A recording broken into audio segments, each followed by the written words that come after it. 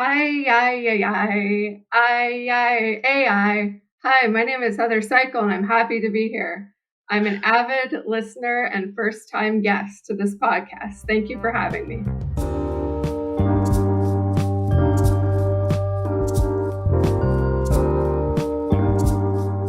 Oh man, that was like a sweet ay. Hey, that was awesome. Awesome. Thank you, Heather. That was a great intro. Thank you I for like having this kind me. of intro, Lucky. Oh yeah, I know. And the energy on that's great. Good way to get started. Um, Today we're going to be jumping into AI, but from a different perspective, from the informatics side of the house. Today we have Heather and Asif, and we're going to be discussing. Asif, can you jump in and help me out here? You know, Heather wrote a paper, and the paper focuses on something that has a lot of AI implications in it. And the reason she's here is because I cannot have conversations about these topics because even if I do, I'll sound miserable. Like I'm not trying to use I'm not able to use the right terminologies, the way that people will need to understand it, and take actions on it, right? So I will do a poor justice to it if I was talking about this topic just by reading that paper. So what Heather wrote about, Heather is a subject matter expert on it. So she needs to talk about uh, this new AI implementations and the new use cases of AI with her understanding, with her expertise. So so that way maybe me and Lucky can catch up to Heather and say like, all right, Heather, how can we help, right? Heather, again, we thank you for being here today and exploring informatics and AI. Can you just give us a little bit of background of your experiences? Yes, so I'm a registered nurse for the past 17 years. I worked 16 years direct patient care, and the last year focusing on informatics, receiving my master's degree in nursing informatics with my undergraduate as a registered nurse, nursing science. And so nursing informatics is a combination of the science of nursing, cognitive science, computer science, and information science. So my graduate project focused on using artificial intelligence as a way to help with antimicrobial stewardship or the use of antibiotics in regards to preventing inpatient or outpatient healthcare concerns that would require the need for an antibiotic. So basically, artificial intelligence, if used correctly, safely, can assist providers and nurses in taking care of patients and providing them with the best patient outcome. Wow, that's amazing. You know, I've created some data warehouses where we look at disease states, but looking at antimicrobial data and then using AI to help patients is fantastic. I didn't even know that's even possible. So, when did this start, or how did this start about? Well, my master's degree worked with the local VA, and they were focusing on using inpatient room cameras to monitor a patient's movement to help prevent from pressure injuries from occurring. And so that is one piece of artificial intelligence that can be used for patient health care and prevention in regards to the need for antibiotics that would be needed for infections caused by pressure injuries. So this is what I meant by something that I cannot explain or talk about. I don't know, right? This is, um, these are multiple things coming together in order to prevent further injuries and prevent, better patient services, right? I bet it has a lot to do with satisfaction, but it just probably improves a person's outcome far better. And using this artificial intelligence capability, I think, I mean, we've spoken about healthcare before. I think the issue was always that privacy, right?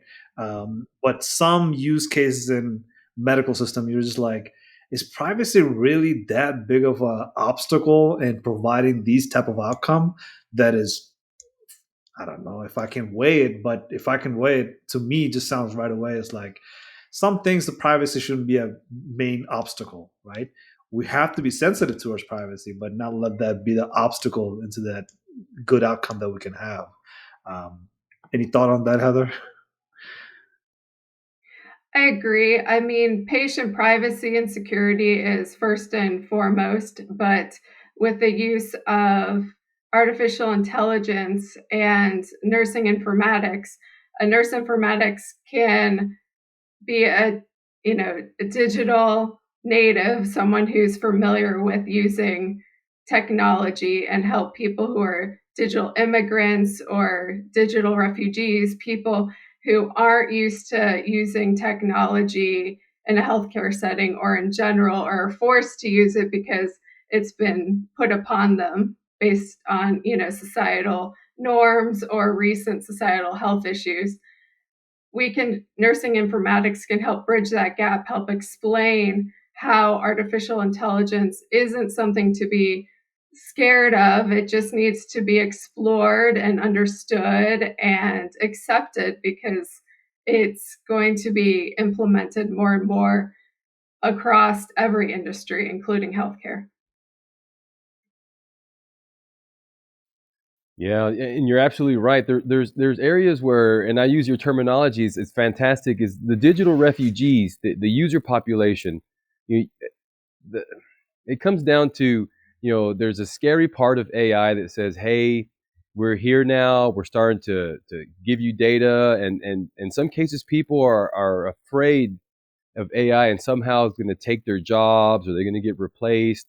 But at the end, when it comes with AI opens opportunity, and I think it's going to be opening up jobs. But that user population, there's a little bit of, AI is a buzzword right now, so there's no real way to gauge how people are going to welcome AI, and so I think training the user population and customizing it, making it to where it's something that's helping them, like it's more of a an appendage or something that helps them do their jobs as opposed to taking their jobs, and that's going to take some time to really teach people, the population, and change the way they see AI. But I think the digital refugees at some point will have to get on board and really see the benefits of AI. But it's going to be a long time coming before they just jump on, because it's hard to change that culture. The culture of, this is the way we do things now. I don't want to change, and they're going to be scared. But there's always opportunity in AI, as long as we can prove to them that there's the data that and the output and the outcomes are something beneficial. Yeah, I think the AI Trism is a top 10 list of new technology or technology that's up and coming in Gartner's list, trust, risk, and security. This Trism, AI Trism, look, I don't know how long it will take. I don't know who's going to develop it or who's going to develop it very well that everybody trust it, and we're able to trust it with our security and manage the risk, to the minimal level.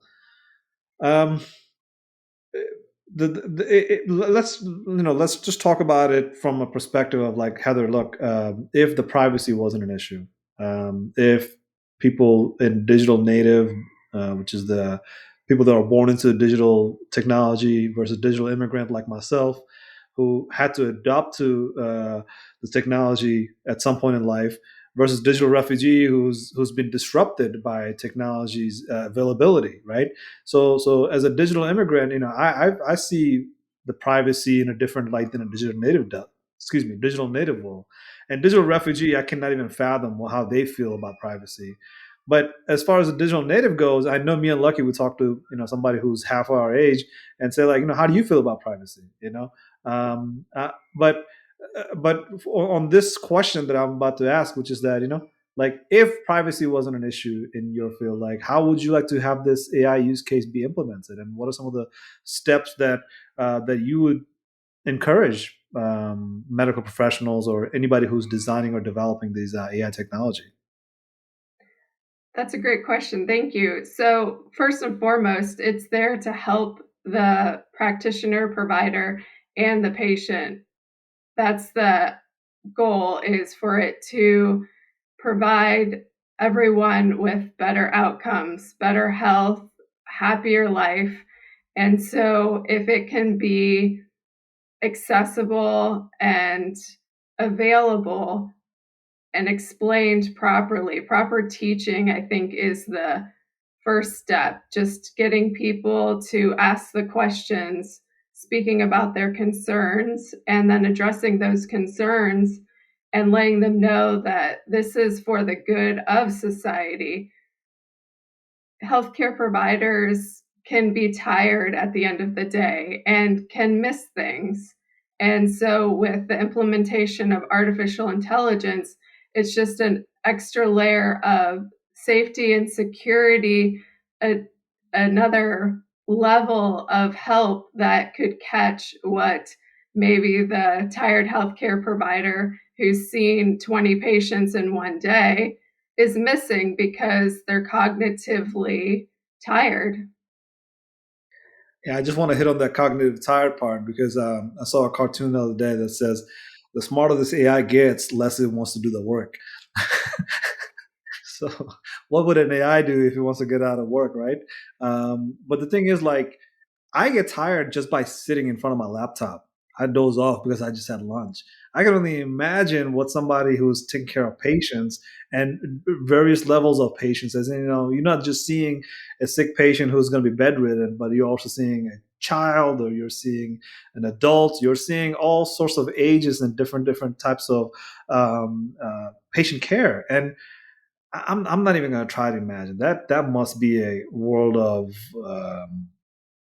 like, just fatigue is probably like least of the things that you guys are experiencing, right? Because you probably are emotionally drained, which I'm probably not, because I'm just dealing with a laptop all day long. It doesn't take that much of a emotional drain out of me. You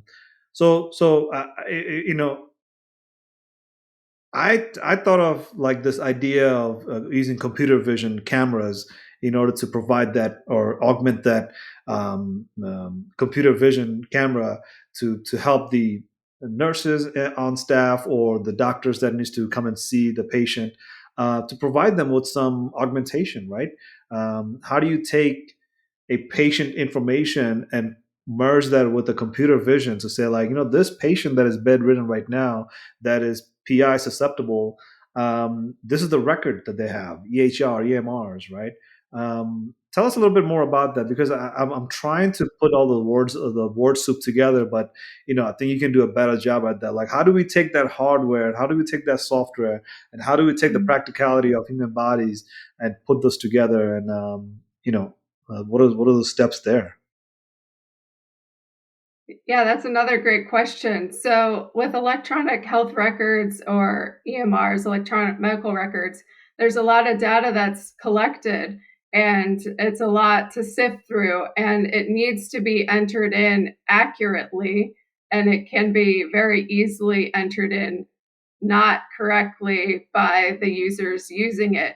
So, with artificial intelligence, it would be able to, in that sense, sift through what is actually entered in, but what the provider probably means.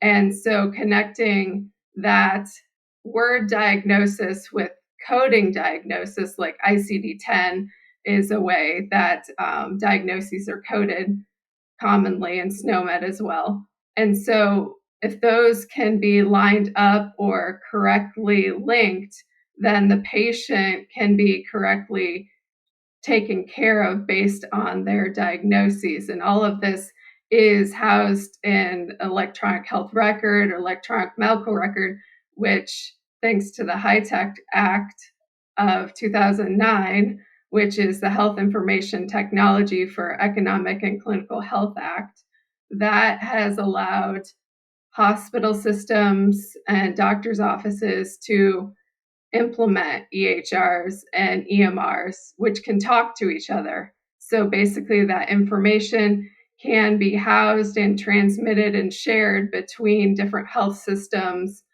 and the patient's record follows them electronically versus a paper file that is what is also commonly used for those digital immigrants and digital refugees who aren't accepting of, EMR and EHR medical record systems.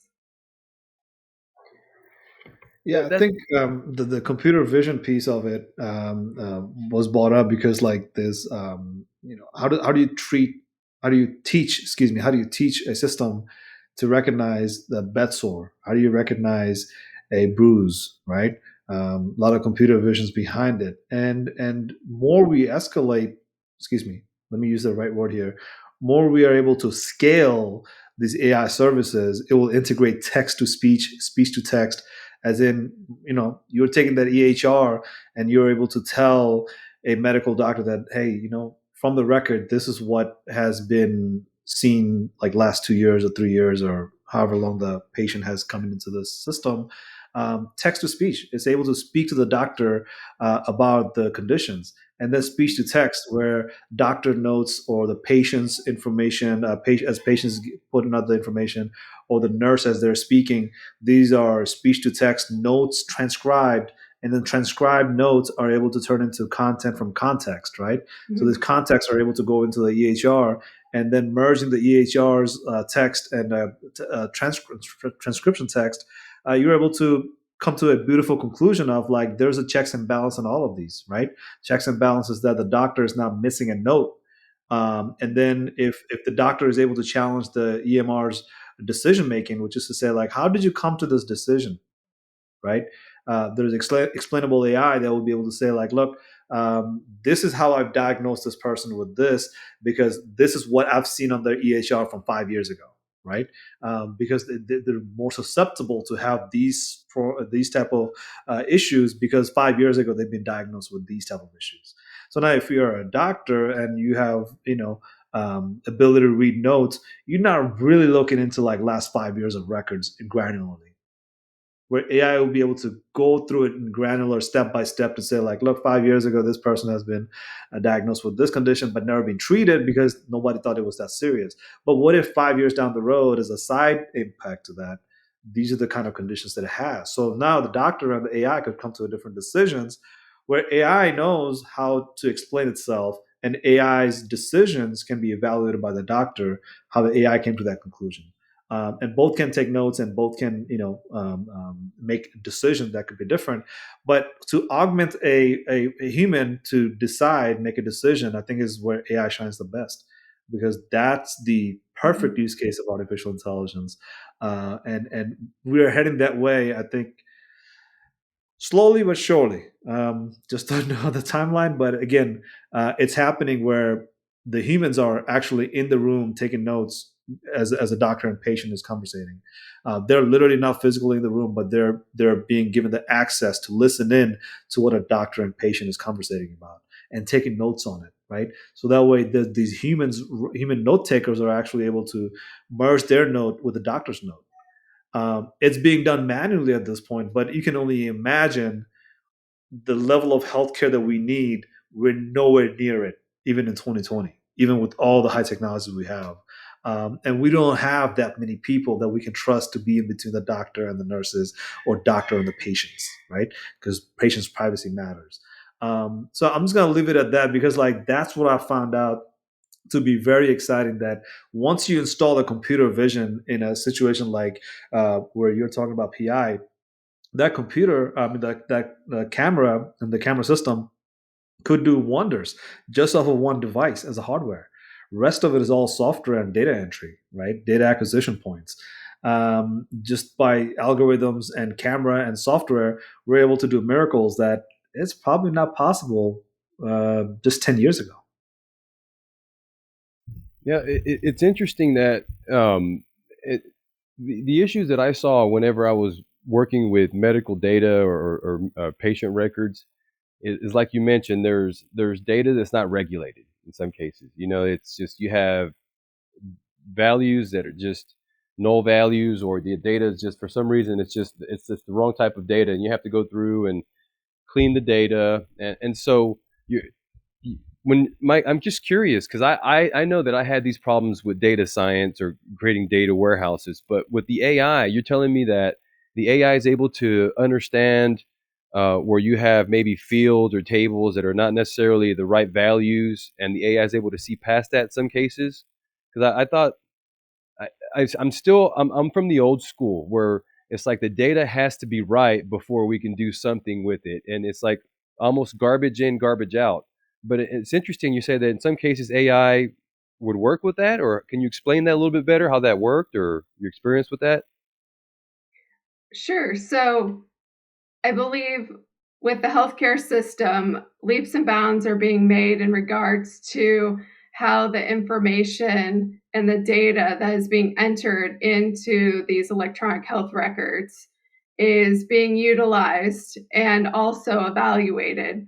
So it has manual entries from providers like nurses or primary care providers, surgeons, etc., that are written out as notes, like a free text type. You have dot phrases, which a provider can just select a phrase that best fits the condition or the note that is being documented. And then you also have the codes associated with diagnoses. So the technology now is able to sift through all those types of data entry points and collect it and evaluate it and see what is being diagnosed, what is being treated, and how to best care for that patient. It's a slow process, and yes, a lot of it does take nursing informatics and other healthcare providers to make sure that what the data is presenting is correct, but it is possible. So, what did you see early on with like error rates and training the model? How did it grow, or were you able to? Was it is it pretty substantial? Did it automatically the natural language processing? Did it pretty much start seeing that medical terms and it start associating it pretty quickly? I'm interested in how that works. So that's yeah. I have hundreds of questions now, but that's one of the first ones. I mean, how did that work initially? Training the model. So it's a slow process because you want to make sure that it's accurate. You want to make sure that what, like you said, garbage in, garbage out. But as there are more, nursing informaticists and more interest in AI and digital natives being entered into this type of field, it collectively has gotten better and progressed and provided better results. Wow, that's going to definitely improve the way we serve the veterans, or just in the healthcare field. That's fantastic work. Have you found where these data points kind of marry up with maybe other areas and medical research, and kind of start to lead to maybe other areas to support um, research? Yeah, there's definitely interest from the research. There's interest in making sure that moving forward, that healthcare is better, more accurate, reliable, and resilient.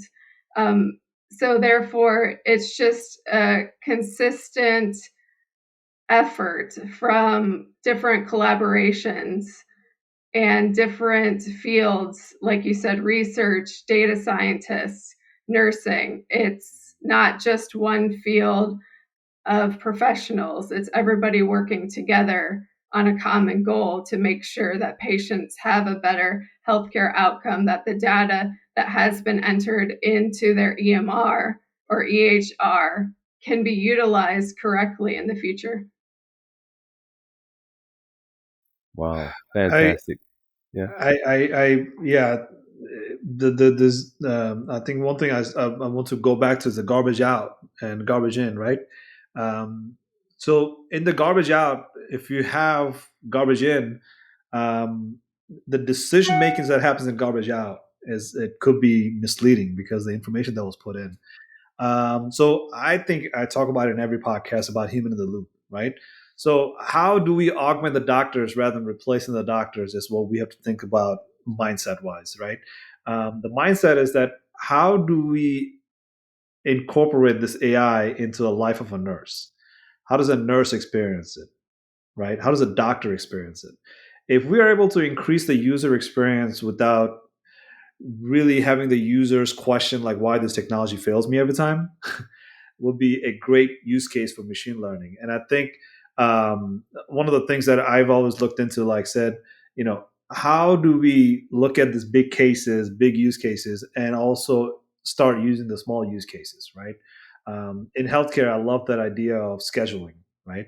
You schedule a patient, and that patient most likely doesn't miss a day, right? Because what happens is that I'll give you myself as an example. I'm a veteran myself. I've been to the VA hospitals, and forgive me, VA, for I've done sin where I've missed my appointments. um, and I've done it in like a last minute because I totally forgot about it, right? And the reason is that I go to VA so often to stumble on few of them. I think I find it natural, but at the same time, it costs VA a whole lot of time and effort to make up for that missed appointment. And when VA misses an appointment, okay, that's a government tax write-off, right? But when on the commercial side, somebody misses an appointment, that doctor does not get paid for that hour of a patient that he or she did not see, right? So for me to not be in our commercial side and missing my appointments, it's a bigger deal. But all in all, any missed appointment is a big deal. And having that AI machine learning incorporated into scheduling, which, brace yourself, right? It's like taking my privacy, right? Understanding who I am as a person and building a medical note about it, right? So let's say, for example, how do you incorporate my medical history and my job, right? What kind of work do I do? So if I'm a trucker and I'm out of state most of the time, should you be, scheduling me in certain time of the year, right? As in certain time of the month, certain time of the week. Because I'm a trucker, I'm in and out of the state. I'm an IT guy, I stay at home. Should you do the teledoc with me, right? So all these preferences and personal information matching with the healthcare that I need, what sort of amazing technology are we looking at, right? It's an AI machine learning base that is not tailored to a population, but rather individually. So, somebody who lives in my zip code, I don't have to look at it from a zip code base like everybody in the zip code is IT. No, everybody in the zip code has multiple different types of jobs, right? Somebody's a trucker, somebody's always out of state, somebody's always out of the zip code. So for them to come in, they have to be adjusted to certain scheduling. So what happens with me, and the reason I sinned so often about missing my appointment, is that they will ask me like, "Hey, what time do you want to come in, or what day do you want to come in?" And they will tell me a date that is like 2 months out, right? Because it's VA, there's a lag, right? And I'll say, "Yeah, I'm available usually on Wednesday, so schedule me at 3 o'clock." Just a scenario, but that doesn't necessarily mean all the Wednesdays are the same for me, right? So I think there's a whole lot of things that we can do in a big use case and a small use case, which is that everywhere there's data, we can engage with AI machine learning in some ways. But some of the small use cases of reducing that missed appointment, to me, is like the most attractive version of it because it's minimal amount of risk to engage in those kind of research, to understand the patient, so that way you can provide the patient with a better appointment timing, and quality, access to that ability to say I'm going to send you a text, and you're going to be able to dynamically figure out like what time of the day you want to come in. And just by asking a few questions and giving me the few answers, we're able to schedule you for the rest of the year, however, fits for your schedule. And time after time, we check in with you and say, like which VA is doing already. VA sends me a text, "Hey, are you coming or not?" But still, I missed the appointment because like that day just wasn't ready for me, bring too much excitement to the day. So I think that appointment scheduling and all the way to that big use case of like how do I diagnose you with some disease that might take prolonged amount of treatment. So like whatever the sensitivity case is, if we can start from the bottom and work our way up, or start from the top and then work our way down, there's just a whole lot of good use cases out there, but we need lots of informed informatics, like Heather, to be able to engage on these, because Yeah. there's so many little ins and outs that we don't know about, like so Heather, um, I just want to say thank you because, like, we are only in your presence when we are the most vulnerable. So, like, I always want to mention it to a nurse because, like, I don't see a nurse unless I'm feeling vulnerable, right? And you guys take care of us, and you are that human in the loop that we must take care of and augment you with as much technology as possible without invading your privacy, without making your life more chaotic, something that gives you a user experience more than a machine learning. Because when we talk about machine learning, we approach it in different ways. But when we start calling it a user experience, it changes the whole concept. It changes the whole perspective. So, like, we are providing a user experience. We have to think about how does a user perceive this, right? Um, not going to go into the digital refugee content, but I think Heather might be able to hit on some of those stories about how user experience can go wrong and turn user completely off into technology and never go back, right? But that user experience, I think, is the one that I concern myself with. So instead of calling it all machine learning and AI, this is all about user experience. How do we improve, increase, scale, and sustain that user experience for better? Yeah. Yeah. And I'm sorry. Go ahead. Oh no, I I just was just wanted to gonna jump say in. Oh, go ahead. I'm sorry. I'm sorry. Go right ahead. I'm sorry. I'm so sorry. I didn't mean to talk over you, but I was just gonna say that the user experience is key. It's what will allow people to feel comfortable with the technology. If you have a bad first impression, you're not going to be likely to try it again, no matter who's trying to introduce it to you.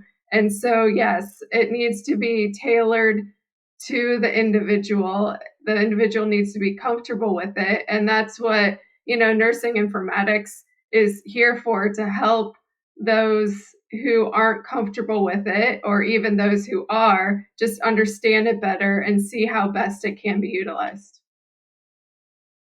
Yeah. I just was thinking about my daughter. She started in nursing, or at least the track college, about 4.5 years ago. And if we just look back, what nursing informatics was 4 years ago, and then what it is today, with the developments of machine learning, and the thing is, nurses had statistical data back, previous, I say back early 2000s, data warehousing, analytical data started becoming more of a trend, and then more of healthcare hospitals started looking into what can we benefit from statistical data. But now what I'm noticing is it's like the differences are where before you could put together some kind of either forecasting model for analyzing data, but it wasn't really it was more just of a report, and it was more of something that was static. And what I'm looking at now, the difference is now between the statistics and what machine learning is providing now is it's almost now like the statistics now have become more alive now, and now you can what do you see the differences? Because it's hard for me. I can see some models where I can develop a statistical model that'll do something similar to machine learning, and it'll do some kind of forecasting. But now the models are a little bit more developed. What advantages do you see from what we had in the past and what we have now A with lot modeling? of good. Yeah, there's a lot of positive from where we were to where we are now. A lot of it has to do with the acceptance of the use of this technology and being able to get the individuals who are using it to, like we discussed, use it correctly. So, therefore, the more accurate the technology is used, the more it's used, the better results you get. Yeah, it just seems like you need to have special users or something, because I just the refugees, the old school nurses, the guys that just come up and just they're used to. I'm not sure exactly what they're used to doing, but they take your blood, they look at you, and you say, "All right, you got a cold." The nurses, and then you have the nurses that are coming in new from school, like my daughter, and they're like geared up with information, and they're talking about how to do this or how to do that. I'm sure they're excited, but I know there is like there is in any field. There's the guys that don't want technology, and there's the guys that are just chomping at the bit to figure out how to innovate how they do their jobs. And so there's got to be the ones that are just really not excited about AI either. Oh, there's definitely those. And those are the nurses I've worked with that retired as soon as they could once electronic health records were implemented. And it's sad because they have all this experience and knowledge that they can pass along to younger nurses. And that's the issue with, the nursing profession, and why I hope nursing informatics can possibly learn how to harness what experienced nurses have to offer, what their knowledge is, how they, perform, because they're the ones that know what to do the best. And so just even getting those experienced nurses to work a little bit longer and use the technology. And it's a learning experience for everyone. The younger nurses can learn how to teach the technology to individuals who aren't comfortable with it. And then the older and more experienced nurses can, give feedback as to what they don't like about the technology, instead of just retiring at the, mention of having to use a computer. Yeah, I think that succession, right? Succession is a huge issue because the age gap in workforce, we're talking about it's very visible now, right? Because a lot of the people that wants to retire from workforce are forced to stay at workforce because somehow their retirement is not working out to the point that they thought earlier in their career it would work out. And then the younger generation that wants to excel in the same positions are being forced to stay in a junior level positions or just find another junior level position. So they're in a junior level position for a very long time. The succession, the progress that used to happen or should happen, is kind of hindered right now. So what you're pointing out is that like the opposite of it is like there are older nurses that are retiring versus there's new nurses that are coming in, informed with data, informed with technology, yet not so much with experience, right? So how do you maintain that balance of the shift in that succession?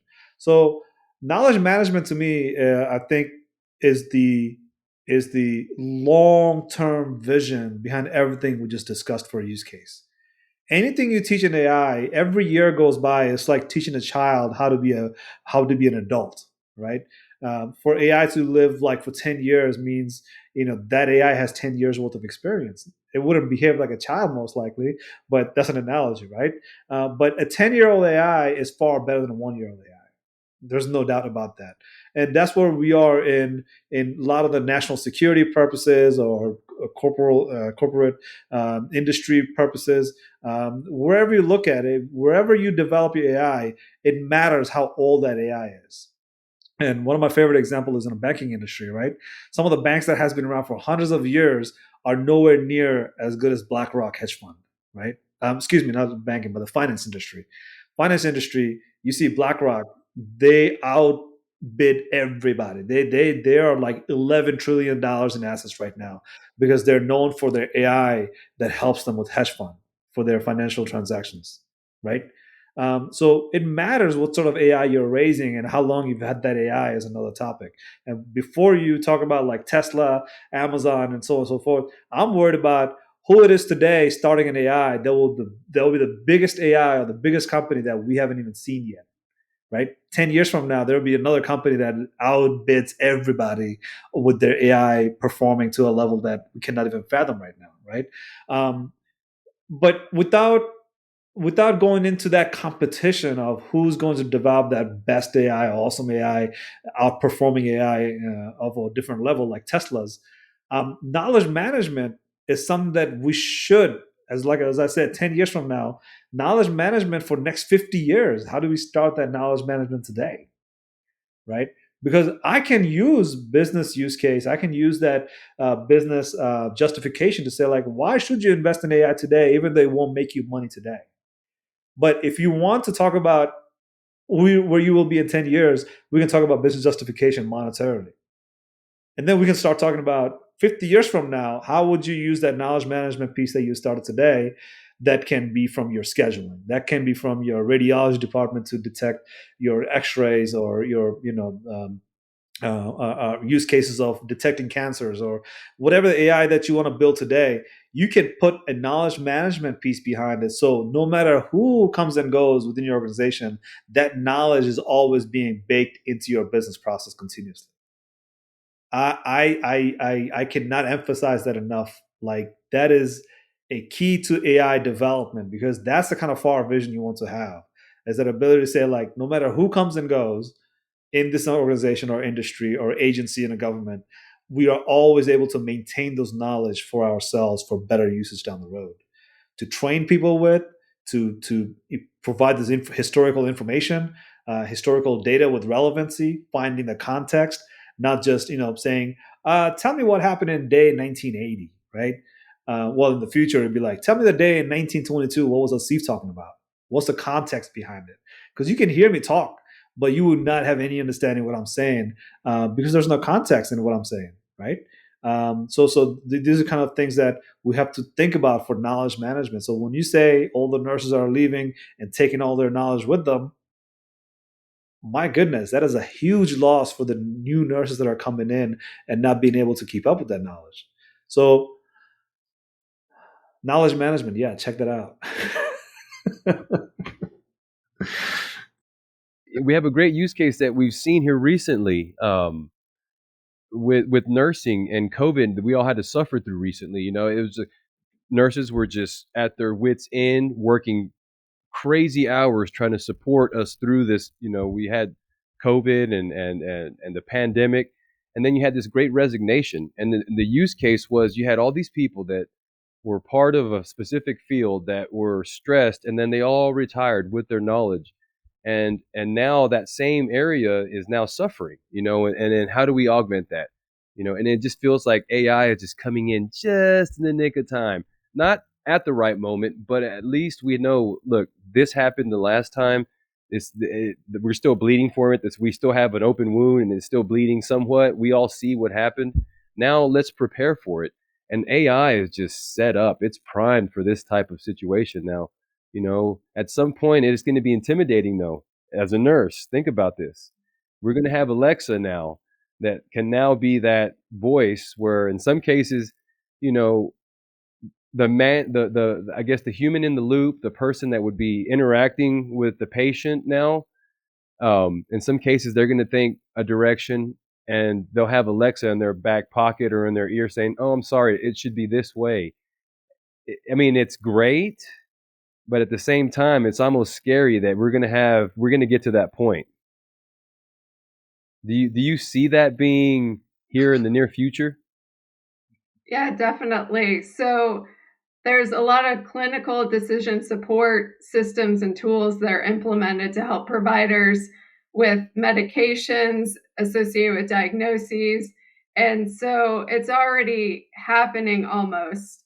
The experienced provider or nurse always has the final say, obviously, because they have that background, but it's already here. It's already implemented in the fact that, it is suggesting that maybe what you're thinking to do isn't the best course based on all of this clinical knowledge that I've pulled from a database. I being, a Siri or Alexa or Google or whatever the healthcare specific version is going to be.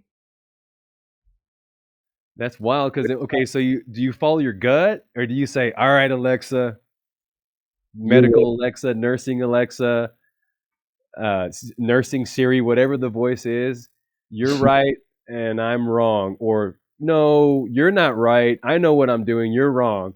When does I can totally see that. That's going to be interesting. Where do the error rates start to kind of, where do we have to optimize? I think it's funny. I love data, and so to me, it's just another opportunity just to have another joke. Hey, they don't deserve that. They don't need penicillin, and for some reason they get something else. I don't know. Analyzing diseases and analyzing people is always going to be. I'm a human. I'm going to make mistakes. We try to self-analyze, but in the future, I can totally see how this is definitely going to help us all. Thank you. Yeah, I think you're Yes. at right place at the right time, right? Yeah. We are in a cusp of where we are able to push our feedbacks and our survey information or our ability to intervene in designing of an AI, so that way that AI behaves as in it's augmenting us, right? So before that, Siri runs her mouth. Excuse my language there, but like, point is, Siri should not be talking while I'm talking. Siri should be like saying, hey Siri, do you have any inputs to this? And Siri will say, I have 3 or 4 things I can add to the value of what you're providing, Mm-hmm. right? So I'm here for adding value. I'm here to augment you. We can design those AI, right? Those are the AI will only do as much as we instruct it by a coding and programming language, right? It has this boundaries that it can cross if you let it, right? You still have to let it, and that's where the boundary begins all over again, right? Now you can say like, Siri, look, you're augmenting me, you're not interrupting me, right? So I think that's the human in the loop concept that we need to have today, like as in the far vision of having knowledge management for the next 50 years, or trying to be the best healthcare provider for the next 10 years. They all come with the single decisions of like, who will you want to be in that room? If it's a bunch of guys, and I don't want to be derogatory about anybody here, but at the same time, if my intention in life is to make millions by having an AI that outbids all the healthcare providers in the world, I will create an AI that doesn't care about those kind of things, right? Whereas in if I had the intentions of like, I'm going to provide the best healthcare with the best human capabilities, I will come to a different conclusion. I will augment a person with those AI that is helpful, rather than to say like, yo, put me in a bad situation right there, Siri. Wow. You make me look bad in front of the patients. Yeah, this is amazing. My mind is just I see so much opportunity here because this hits close to home for me. Having you here on the podcast, um, I've done, like I said, I've done a few things with data. I've taken data and I've created disease states and pharmacy data warehouses. And in the disease states, we were looking at like myocardial infarctions. That was one of the things I focused in on, MIs. And so this is where I see the line. But whenever I created a data warehouse or a data cube or report, the data was always isolated to the person that was looking at it. So it was typically some kind of reports person or analyst or pharmacist or someone that was a researcher or the OIG, Office Inspector General. They would use my data warehouse to analyze disease states or pharmacy costs or what prescriptions are being analyzed or prescribed the most. But this is where I see AI changing, where in the past it was just isolated to that person pulling that report or that person that had a concern, where AI at some point can be used to, and this is where the privacy concerns me. It's tough, but you have AI that pulls enough of your information to know that you're diabetic, you've already had 2 myocardial infarctions. Um, Today, when you wake up, you have to have orange juice. And after your orange juice, make sure that you drink 2 glasses of water and take your medicine. Where AI starts to communicate out to the person, as opposed to a health provider. Just say, hey, you know what, today, this is your scheduled, this is how you stay healthy today, according to your health records. And AI at some point will reach out to that person. Privacy's scary on that part, but I think that's definitely a possibility. That's just fantastic. Because I've been part of it, I can see how much it can grow. What do you think about that, Heather? AI Oh, reaching out to people and saying, hey, look, 100%. today, take your medicine. Don't be a bad boy. No greasy chicken. This is what you should eat for dinner. Yeah, no, I'm 100% behind Did we AI lose Heather? helping people I live a can better life. hear her. I think we lost her. She's talking here. I can hear her. Oh, okay. It does say she's offline. Heather, somehow it says you're offline. Are you offline? Not that I'm aware of. I can hear you guys. Okay, you can start that again. But Lucky, look, where she is, it's recording on her local system. So even if she's offline, I think we'll be fine Okay. because it's recording on her computer. Then when we turn the recording off, it will We'll get merge these all three of individual our video session. Yeah. visual videos. Yeah, yeah. So Heather, if you don't mind, if you can start that part about where you are. Yeah, sorry. Yes, no, I think 100% that artificial intelligence or a program to help individuals remember to take their medicine, to eat properly is beneficial in the future. I see it now with the older population. They need all the help they can get, and they don't necessarily want to go into an assisted living home. So if they're accepting of artificial intelligence or something that will help them in their home so they can stay at their house and properly care for themselves, remind them to eat and drink and take their medicines, then yeah, that would be absolutely wonderful. And I do hope that that's our future. Well, we all agree then. We all agree. We are in agreement because I think the advocating for a technology, it comes with some negative parts of it. It's just no way of avoiding it. It's just the way that nature works, right? Um, I can talk about hardware that is required to build this AI technology, AI services, AI performance, right? They all require hardware, and this hardware is coming from somewhere underground, right? It's not just showing up in your doorstep because the air was blowing in the right direction.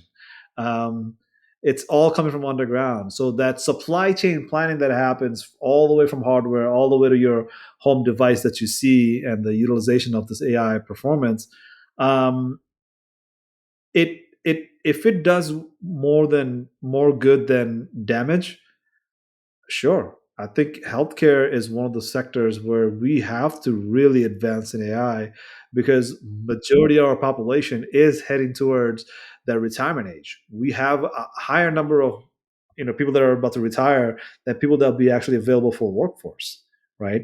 And our taxes will go down because of that. Our ability to reproduce more next generation of worker will go down because we're actually we're underperforming in the birth rate for the developed world, right?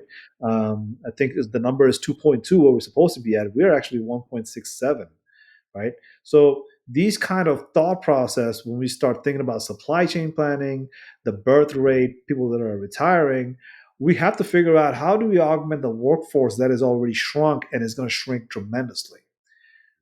Do we want to participate in AI conversations because now we realize like privacy didn't really matter because somebody already stole our data anyway because we thought about privacy more than we thought.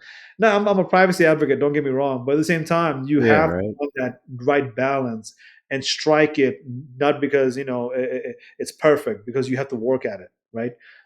Don't let the perfect be your enemy in getting innovation done, right? And I'm advocating for both. I'm advocating for that privacy and technology, and I'm saying that perfect is not what we have today, but we can increase that performance, the most accurate AI with least amount of error, with lower amount of risk, right? All the trism is baked into it. We're developing trust because we provide user experience. We have lower risk, and we put security in order to save the privacy, right? So that AI that feeds into the patient's system and say have orange juice and two water, that AI doesn't necessarily have to know all the EHR records. EHR just have to put out that output for that day, and through an API sends that information to the device, and the devices say like, yeah, today's recommendation is orange and two waters. Have at it, right? And don't have that greasy chicken at the end of the lunch, right? Yeah. So all these technology that we have, I think we have so much to think about, but the perfect is not what we're going to get the first time. And that's why we have to be very conscious of user experience, very conscious of how we develop the trust with security, and continue building, right? Continue to scale, continue to sustain that technology because one time hit is not something AI will be ever, right? Like there's a lot of software that somebody built and it worked great for 5 years and it just disappeared. Like, no, you have to develop an AI that is able to sustain itself for generation after generation. And you have to build trust in that AI over time. So I would say, AyAyAyAi. That's my favorite. Lucky, any departing words? Oh no, I'm sorry. I'm just making sure I don't overlap because I'm not able to see Heather's mic or her video anymore. So no, Heather, I'm not able to see, but for the most part, thank you for being part of this podcast today and letting everyone know more about informatics. And it's been a pleasure. Thank you. Yes, thank you very much for having me, and a special thanks to my VA mentors, Danielle Ciari and Amora Upton. Couldn't be the amazing nurse informaticist I am now without their amazing nurse informaticist help, because they are superstars. And AyAyAyAi! Thank you for that great introduction and great outro, because we are looking forward to having more of these discussions, and hopefully you'll come back. With that, thank you everybody. Adios.